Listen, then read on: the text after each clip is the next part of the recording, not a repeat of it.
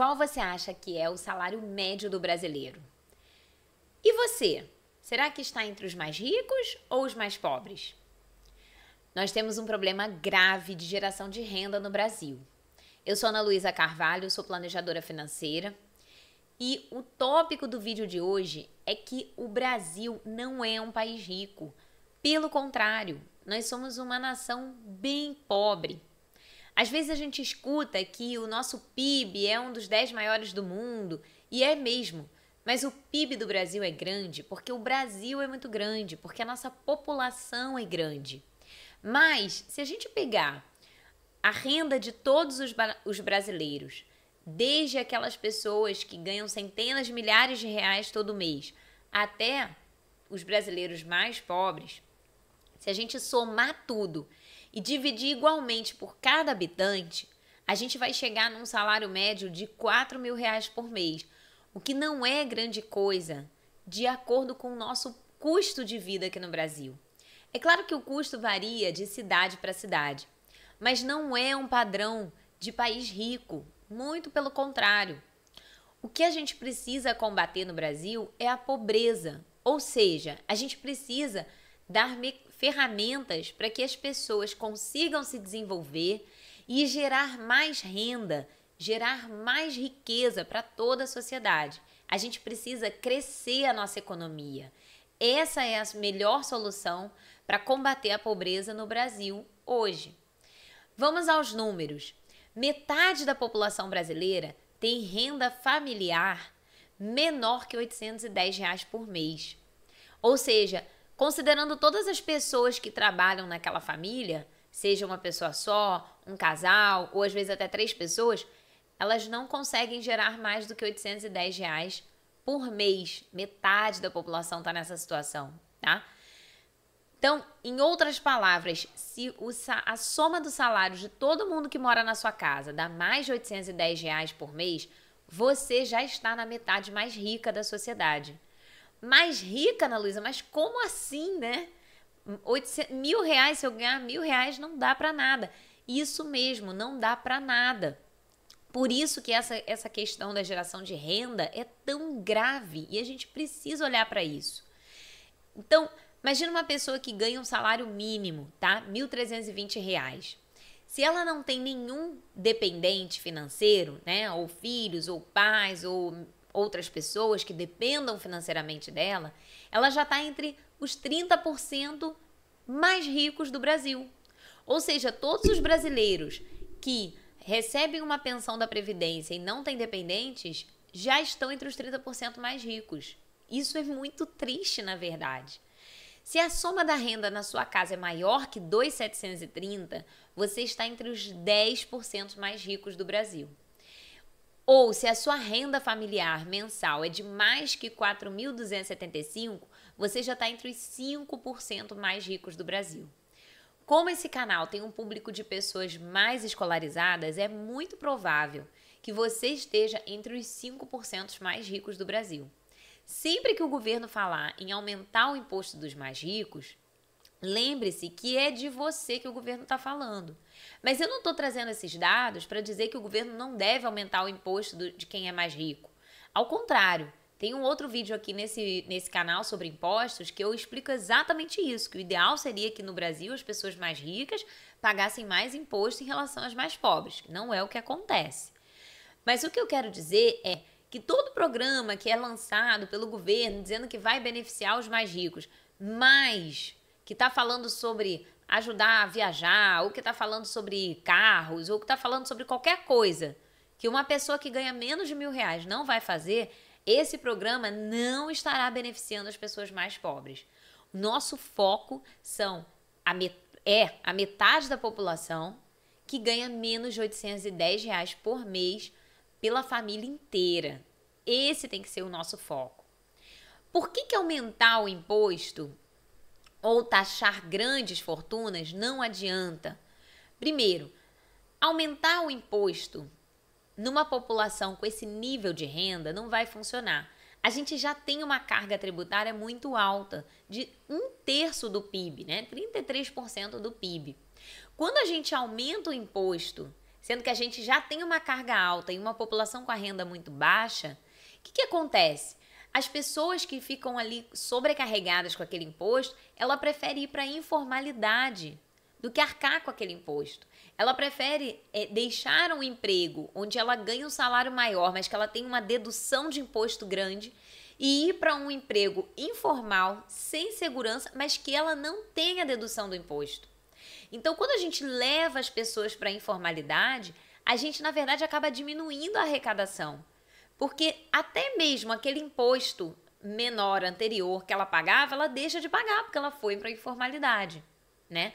Entre outras situações que vão acontecendo no dia a dia real das pessoas, e que não adianta você aumentar o imposto acima de um determinado limite, que isso não vai fazer o governo conseguir arrecadar mais. A gente tem uma situação de renda muito grave no Brasil, como a gente acabou de ver. Além disso, quanto mais você aumenta o imposto, mais você tira dinheiro da economia. Quando você tem uma economia que já está empobrecida, todo o dinheiro que está ali circulando, ele é importante, né? Ele precisa, quanto mais esse dinheiro circula, mais essa economia se torna dinâmica e consegue crescer. Então, quando você tira imposto dessas pessoas, você está tirando o dinheiro do bolso das pessoas, elas vão deixar de consumir, o que ajuda na circulação, elas vão deixar de investir, né? O investimento da pessoa física também é importante. Quando você tira imposto, né? Tira mais dinheiro da economia através de mais impostos, você também está tirando dinheiro das empresas. E aí a empresa fica sem capacidade de investir, de criar novas lojas, de criar novas fábricas, de gerar emprego, de gerar renda. Então, você aumentar o imposto numa sociedade que já tem uma carga alta e que tem um nível de renda tão baixo quanto que a gente tem, não resolve, apenas piora a situação. E o segundo ponto, né? Por que taxar grandes fortunas não funciona? Não é que não seja bom ou não seja ruim, é que não funciona, tá? Isso já foi tentado em outros países, em outras épocas, e não funcionou, não surtiu efeito. Por quê? A gente tende a pensar que a grande fortuna, ela tá dentro de um cofre, igual lá a gente via nas histórias do tio Patinhas, né? Que ele tinha uma piscina cheia de moedas e o dinheiro dele estava ali. Não é assim que funciona na realidade. As grandes fortunas, elas não estão dentro de um cofre. As grandes fortunas, elas estão aplicadas na economia real. Então, a pessoa que tem muito dinheiro, ela cria uma empresa. Para que ela cria essa empresa? Porque ela quer gerar lucro e fazer esse dinheiro aumentar. Só que quando ela cria essa empresa, ela está gerando empregos, está gerando produtos que solucionam o problema das pessoas que vão consumi-lo, né? Produtos ou serviços. E a gente sabe que esse produto soluciona um problema porque ele é consumido. Se ele não for solucionar um problema, ele não é consumido, logo a empresa vai à falência. Então, quando a gente tem uma fortuna muito grande, né, essas grandes fortunas que a gente tem, não só em outros países como no Brasil também, elas estão aplicadas na economia, elas fazem parte da engrenagem que faz a economia circular, gerando emprego, gerando renda. Outra possibilidade estão em investimentos, né? Investimentos que financiam projetos importantes para a sociedade. Vou trazer um exemplo aqui, que é o exemplo mais simples, eu acho.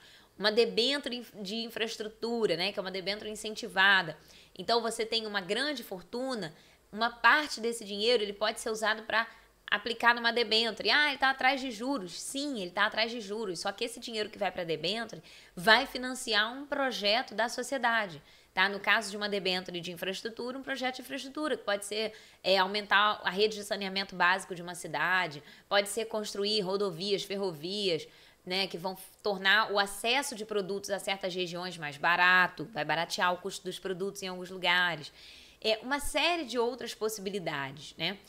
Às vezes o dinheiro, aquela grande fortuna, uma parte está em fundos de investimento. O que esses fundos fazem? Eles pegam o dinheiro e eles aplicam na economia real.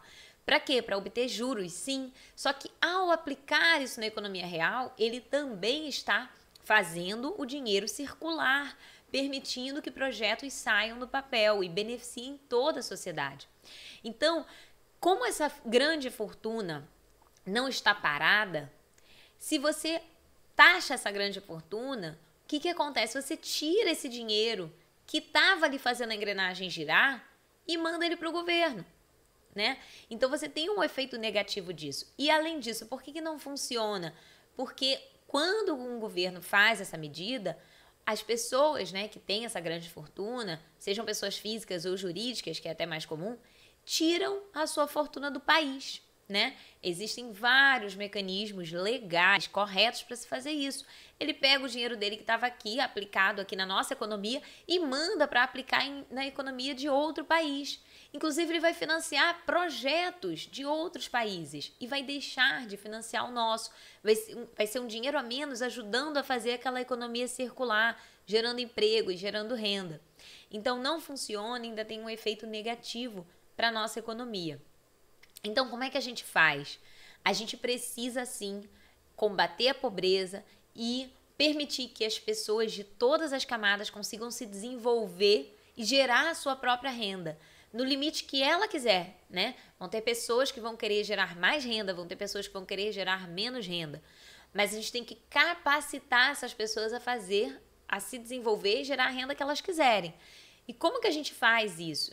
A gente precisa investir em educação básica, né? A gente também escuta, o Brasil já investe muito em educação. É verdade. Quando você olha o orçamento total de educação no Brasil, a gente investe muito, às vezes até mais do que países desenvolvidos. Mas qual que é o ponto? A gente investe muito em educação superior, por exemplo, e pouco em educação básica.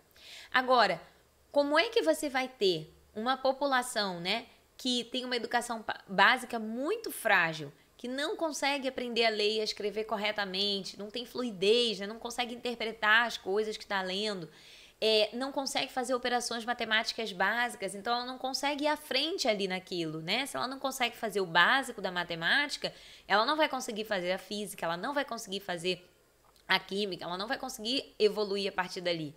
Então, quando você tem uma geração, né, várias gerações de crianças, adolescentes que não têm o básico da educação, ela nem sequer vai conseguir chegar no ensino superior.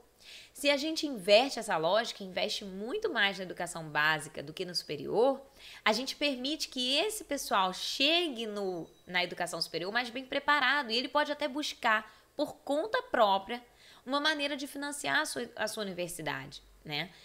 Além disso, a gente gasta muito mal esse dinheiro que o governo arrecada, né, dos nossos impostos. Então, a gente precisa que o governo faça uma gestão melhor desse dinheiro. Aí, no exemplo da educação, de novo, né, a gente gasta sim, mas a gente não vê o resultado. Você pode até me dizer, a gente gasta pouco, ok, mas com o pouco que a gente gasta, a gente teria que ter um resultado X. Se eu gastar mais, eu tenho que ter um resultado maior que X. Se eu gastar o dobro, eu tenho que ter o resultado dobro. Isso é o mínimo esperado. Só que isso não acontece no Brasil. A gente gasta um pouco e a gente tem um resultado menor ainda. E a gente, às vezes, já diversas vezes ao longo da nossa história, a gente aumentou esse orçamento e a gente não vê o resultado aparecer, não vê esse aumento de resultado. Isso é muito grave, né? E existem várias medidas para isso, testes nacionais feitos pelo próprio governo brasileiro, testes internacionais que colocam o Brasil num ranking de educação com outros países e a gente está sempre muito mal nesses rankings. Então, se a gente não oferece a base para que essas pessoas se desenvolvam e venham a gerar a sua renda, a gente não vai conseguir solucionar o problema da renda. Então, quando a gente pensa em programas sociais de repasse de dinheiro, né, como o Bolsa Família, por exemplo, eles são importantes, mas eles precisam ser vistos como temporários. Porque eu vou oferecer um dinheiro hoje para essas pessoas que não estão conseguindo gerar nem os R$ 810 por mês, né? Que a gente viu que metade da população não chega a isso, para que ele tenha um mínimo de segurança, né? Segurança alimentar, que ele consiga morar. Só que eu preciso também capacitá-lo a gerar sua própria renda, para que ele possa ter esse limite ampliado até onde você quer ir, né? E ele não precise mais ficar dependendo dessa caridade do governo para continuar numa situação muito ruim, né? Então a gente precisa gerir melhor esse dinheiro que a gente já arrecada, e é bastante, 33% do PIB é muita coisa, daria para fazer muito mais do que a gente vê hoje. e focar nas soluções que vão permitir que as pessoas se desenvolvam e comecem a gerar a sua própria riqueza. É isso que vai enriquecer toda a sociedade. E não somente a gente pegar o dinheiro de uns e redistribuir. Isso daí a gente vai continuar no mesmo patamar muito baixo que a gente está. Bom, queria saber qual a sua opinião sobre isso. Deixa nos comentários aqui e já curte o vídeo também. Até o próximo vídeo. Obrigada. Tchau, tchau.